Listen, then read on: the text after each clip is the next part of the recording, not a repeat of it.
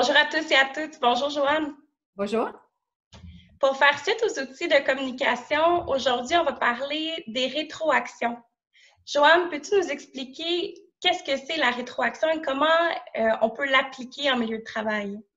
La rétroaction, c'est un processus par lequel je vais transmettre à l'autre l'ensemble de mes observations, de mes impressions, de mes sentiments ou de toute information que je possède en vue justement d'un but constructif pour la personne pour qu'elle puisse utiliser toute cette information-là comme un outil d'apprentissage. On a toujours comme but, quand on donne une rétroaction, que ça serve à quelque chose. Et quand l'habileté elle est bien utilisée, ça va soutenir beaucoup la relation de confiance qui existe entre le leader et l'employé, de manière à ce qu'on puisse s'assurer d'être sur la même page. Ça fait en sorte aussi qu'on va se communiquer au fur et à mesure nos attentes, nos besoins, et ça évite la possibilité de malentendus et même de conflits qui risquent de se développer à petit feu à force que l'information soit incomplète ou mal verbalisée. Alors, c'est ça essentiellement la question de donner une rétroaction. Ça peut aussi s'appliquer entre des employés qui travaillent, par exemple, dans la même unité ou entre une unité et une autre. C'est une habileté qui sert d'arrimage, si vous voulez, dans un travail d'équipe. Les rétroactions peuvent être mal vécues. Et même des fois, ça vient chercher des émotions négatives, soit de la peine, de la colère. Quelles sont les règles que tu nous suggères pour bien émettre une rétroaction pour que le message entre émetteur et récepteur soit bien reçu et vécu? Oui, effectivement, j'aime ça que tu reviennes sur la notion d'émetteur-récepteur parce qu'on a parlé de ça au tout début, sur les capsules de la communication. Parce que justement, la communication, comme la relation de confiance, elle va se construire à deux ou se détériorer à deux. Et ça passe énormément aussi par le véhicule de la communication qui peut être non-verbal. Mais dans ce cas-ci, dans la rétroaction, habituellement, ça va être par le verbal que ça va se passer. Et donc, c'est important, il y a des règles à suivre autant dans comment on va donner la rétroaction et comment on va la recevoir, comment on va l'entendre. Parce que je peux recevoir une rétroaction qui est parfaitement bien formulée dans un bon timing, mais si cette journée-là, je me sens pas bien, je suis sur la défensive ou quoi que ce soit, ça peut drôlement filtrer les impressions que je vais avoir, justement à cause du phénomène dont on a parlé, de subjectivité et de filtre qui peut conditionner comment je reçois un message.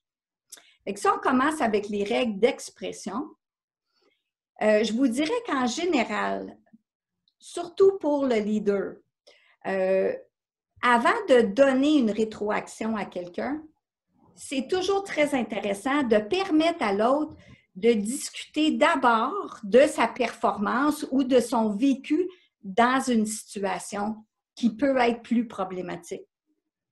Si vous donnez le micro à l'autre pour que la personne déjà ait l'occasion de s'expliquer, de donner son point de vue ou son ressenti, ça risque de faire que la personne va être plus réceptive ensuite à ce que vous allez vouloir lui dire.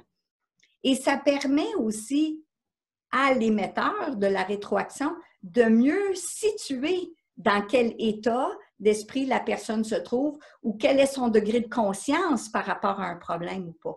Donc, et ça, c'est une étape souvent que dans la question de la hâte ou l'impulsivité, un manque de temps, le gestionnaire peut vouloir escamoter cette étape-là pour tout de suite dire à l'autre qu'est-ce qu'il veut. Et c'est vraiment pas une bonne économie d'échelle, ça. Alors, la première règle, ce serait vraiment ça, de donner à la personne le temps de discuter. Fait que je propose que la personne dise « Bon, ben là, j'aimerais qu'on fasse un retour sur telle situation ou sur ta performance depuis 2 mois. J'aimerais d'abord savoir comment tu vois cette situation-là et passer le micro à l'autre. Ensuite, quand il vient le temps pour la personne de donner la rétroaction, elle doit s'assurer que le message soit descriptif et dénué de jugement de valeur. Ça, ce que ça veut dire, c'est qu'en général, on va essayer de s'adresser au comportement observable de la personne versus donner une impression globale qui habituellement va toucher l'être de la personne et non pas ce qu'elle a fait. Puis ça peut curieusement même être lorsque la rétroaction est positive. Si je dis « c'est super ce que tu as fait », c'est peut-être intéressant à entendre pour l'ego, mais ça ne renseigne pas beaucoup sur qu'est-ce que l'autre personne a pu apprécier dans qu'est-ce qu'on a accompli. Et c'est encore plus vrai lorsque la rétroaction est un peu plus critique. C'est très important d'arriver avec un ensemble de comportements observables. Puis on risque d'être moins dans des jugements qui peuvent être vraiment très blessants. Une troisième règle à suivre, c'est que, surtout en ce qui concerne la rétroaction critique, c'est qu'elle doit être discrète et complète. Ce que je veux dire par là, il y a beaucoup de personnes qui vont, à tort, avoir tendance à envoyer une rétroaction à quelqu'un sur le cadrage de porte, par exemple. Hein? Alors, ou dans le corridor, alors que d'autres peuvent entendre ou des choses comme ça. C'est vraiment pas la bonne chose à faire. Il faut toujours se rappeler qu'une rétroaction, surtout lorsqu'elle est critique, comporte des éléments de confrontation. Donc, il faut prendre soin de comment on dit les choses, dans quel contexte. Et c'est donc important de prendre le temps de dire, est-ce qu'on peut se rencontrer? Est-ce que tu peux venir à mon bureau? Est-ce qu'on peut aller prendre un café? Donc, de créer aussi un moment et un lieu qui va être discret et propice. Et la rétroaction, elle doit être complète, c'est-à-dire qu'il y a toujours des aspects positifs, constructifs dans toute situation. C'est rare qu'une situation, elle est 100% négative. Fait que c'est très important de commencer par accuser-réception des forces de l'autre, des bons points, de l'effort, de la bonne intention avant d'arriver aux aspects plus critiques.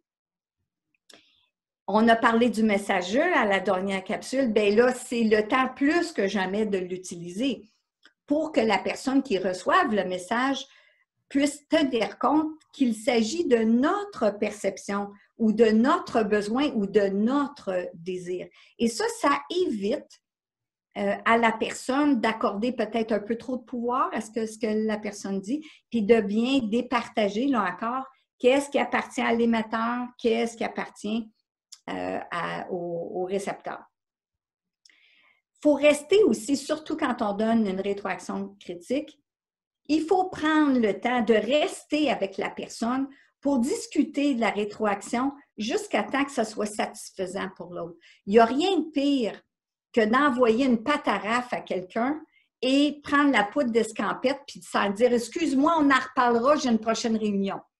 Il n'y a rien de pire parce qu'on laisse la personne avec un paquet et la personne va être toute seule avec, essayer de se démêler dans tout ça, prise dans ses émotions, et vous pouvez être certaine que la première chose que la personne va faire, c'est de trianguler, c'est-à-dire d'aller parler à une tierce personne de qu'est-ce qui vient de se passer. Et là, la machine à rumeurs, là, dans l'entreprise, va partir solide.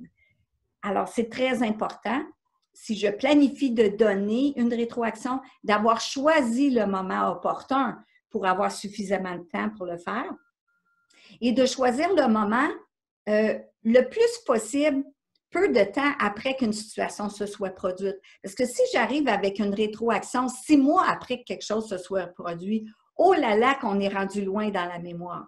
Donc, c'est important de choisir le moment où on sent que le récepteur va être justement ouvert à le recevoir et que c'est un bon contexte. Il ne faut pas attendre trop longtemps non plus. Une autre chose, évitez de donner un feedback trop volumineux ou qui démontre votre expertise. Des fois, là, le gestionnaire ou le leader peut noyer le poisson en donnant tellement d'informations que ça crée de la confusion et la personne ne sait pas trop exactement qu'est-ce qu'on veut dire, ça va être extrêmement difficile à ce moment-là à suivre. Ou justement, avec un air de condescendance, ça risque de faire que la personne va se sentir méprisée ou pas considérée.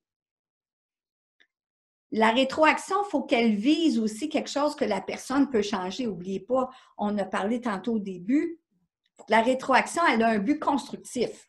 Si je ne peux pas changer quelque chose, je ne vois pas l'utilité de recevoir une rétroaction. Est-ce que ça, c'est vraiment quelque chose que la personne peut changer? Est-ce que c'est utilisable ou pas? Puis sinon, si ce n'est pas vraiment utilisable et que ça sert juste à me défouler, je suis aussi bien de me taire. Je vais donner un feedback très clair et spécifique. Ça veut dire que je vais arriver avec des exemples concrets. Donc, j'ai pris le temps aussi. Si je dis quelque chose à quelqu'un, par exemple, je vais dire, bien, j'ai remarqué que tu arrives très souvent en retard à nos rencontres. Par exemple, la semaine passée, ça s'est produit. Voilà 2 semaines aussi, lorsqu'il y a eu telle chose. Là, ça donne des exemples beaucoup plus concrets. Ça donne un peu de viande autour de l'os, là. Et autant que possible, on donne une rétroaction qui est sollicitée et non pas imposée. Je dis autant que possible parce que des fois, malgré tout, il faut amener la personne en quelque part, puis la personne n'en est pas toujours consciente. Fait que ça, c'est pour ça que je mets un gros autant que possible. Alors ça, c'est les règles par rapport à la communication, donc la formulation de la rétroaction. Mais on revient à émetteur et récepteur. Il faut savoir bien écouter et bien recevoir la rétroaction. La première chose qu'on a à faire quand on reçoit une rétroaction, évidemment, hein, on se sent un peu sur la sellette, on peut avoir tendance à être sur la défensive. Donc, c'est extrêmement important de se faire comme discipline d'écouter l'ensemble de la rétroaction que je reçois, puis de vérifier mes perceptions au fur et à mesure. Parce qu'à cause justement des filtres perceptuels, il se pourrait que ma manière d'entendre ce que la personne me dise ne soit pas tout à fait juste. Fait que c'est très important quand quelqu'un me donne une rétroaction, il ne faut pas se gêner d'arrêter et de dire « Excuse-moi, je veux juste m'assurer que j'ai bien compris. Par rapport à tel point, tu voudrais que je modifie telle chose? » Et la personne va dire oui ou non. Et ça invite justement de s'en aller dans des fausses pistes. Il faut se rappeler aussi que la personne qui me donne la rétroaction, là, ça part de ses impressions subjectives. Ce n'est pas une vérité de la palisse, là. Alors, la personne, elle a sa subjectivité et moi, j'ai la mienne. Fait que ça m'évite, moi, en tant que récepteur, d'accorder trop de pouvoir à l'autre, surtout lorsque la rétroaction que je reçois est en dissonance avec ma propre expérience. Là, il va falloir que je travaille un peu plus fort à essayer de départager qu'est-ce qui peut m'appartenir à moi, consciemment ou inconsciemment, et qu'est-ce qui peut appartenir à la subjectivité de l'autre. Il faut que je porte aussi une attention égale aux compliments ou à la rétroaction positive que je reçois qu'à la partie plus confrontante. J'entends ça souvent que la personne va dire « Ouais, mais là, mon patron ou mon parent ou mon conjoint me dit ceci, cela. » Et en revisitant la discussion, la personne va me dire « Ah, ben oui, mais là, elle m'avait aussi dit telle chose ou telle chose, puis je ne l'ai pas entendu. » Et ça va nécessairement, si je n'ai pas entendu, j'ai fait de l'écoute sélective, il y a des chances que je vais réagir plus fortement à la rétroaction critique que j'ai reçue. Et je dirais aussi, en dernier lieu, lorsque je reçois une rétroaction, c'est important que je me donne la chance d'y réagir à cette rétroaction-là.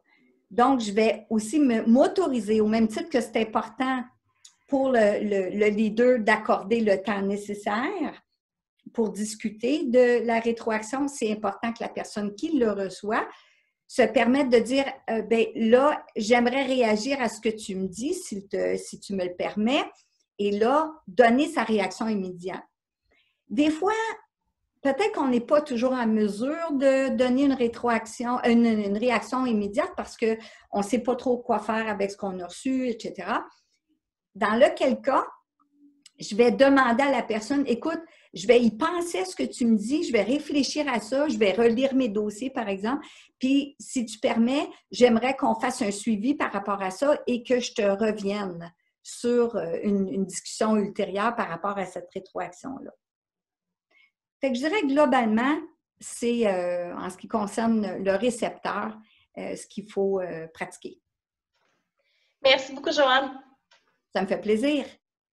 Donc, on vient de parler des outils pour favoriser la communication. Dans la prochaine capsule, on va aborder les obstacles à la communication qui peuvent nuire à la relation de confiance. Oui, certainement. Merci beaucoup et à la prochaine. À la prochaine.